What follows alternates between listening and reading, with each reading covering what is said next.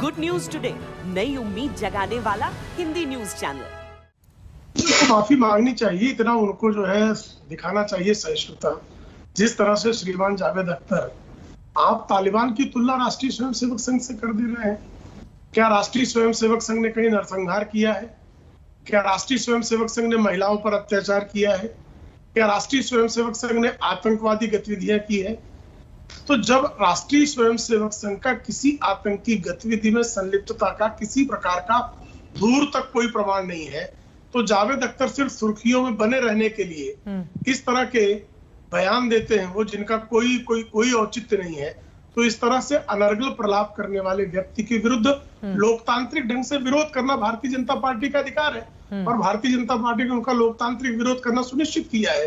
तो इसीलिए आप लोग उनके घर के बाहर हंगामा कर रहे हैं। अभय दुबे जी, क्या है कांग्रेस पार्टी का टेक जावेद अख्तर के बयान पर? अभय दुबे जी इस वक्त टीवी स्क्रीन पर दिखाई नहीं दे रहे हैं। मृत्युंजय तिवारी जी, आपकी पार्टी की ओर से भी बार बार आरएसएस की तुलना की जाती है। अभी हाल ही में तेजस्वी यादव का भी इस तरह का बयान सामने आया है। उनकी ओर से आरएसएस की तुलना की गई है और यह कहा गया है कि देश में दो तरह का तालिबान है, एक सरकारी, एक संघी। इस तरह का बयान देकर क्या बताना चाहते हैं आप लोग? तालिबान समझ रहे हैं कि तालिबान क्या है? चित्रा जी, ये सबको पता नहीं, बहुत अच्छी तरह से समझ रहे हैं। प्रतीकात्मक रूप से, सांकेतिक रूप से लोग एक दूसरे की तुलना करते हैं।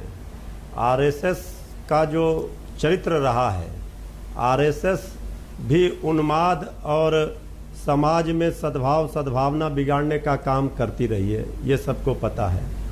तलवार बांटने का काम भी कौन करता है, ये भी सबको पता है। लेकिन सवाल ये है कि जो बात हम लोग कहते हैं सांकेतिक रूप से, प्रतीकात्मक रूप से, उसे आप जिस नजरिए से पेश करते हैं और भारतीय जनता पार्टी के लोग, अगर आप किसी की तुलना तालिबान से कर रहे हैं, कह रहे हैं प्रतीकात्मक है, तालिबान का मतलब समझते हैं आप क्या है? देखिए, तालिबान का मतलब जो आरएसएस के बारे में कही गई है बात, उस बात को लेकर के हमारे नेता माननीय प्रदेश अध्यक्ष जी ने और नेता प्रतिपक्ष श्री तेजस्वी यादव जी ने जो बात कही है, उन्होंने क्या कहा? उन्होंने कहा तालिबानी का संघी का जो रूप है उसी को उन्होंने उस संदर्भ में बात कही है। इसको लेकर के भाई आप पहले बात तो समझ लीजिए ना प्रेम शुक्ला जी। कल अपने मैं तिवारी जी आपसे प्रेम शुक्ला जी, आप लोग के साथ यही परेशानी है, जब सच्चाई सामने आती है तो आप बेचैन हो जाते हैं। पहले सुन लीजिए ना, पूरी बात सुन लीजिए। आरएसएस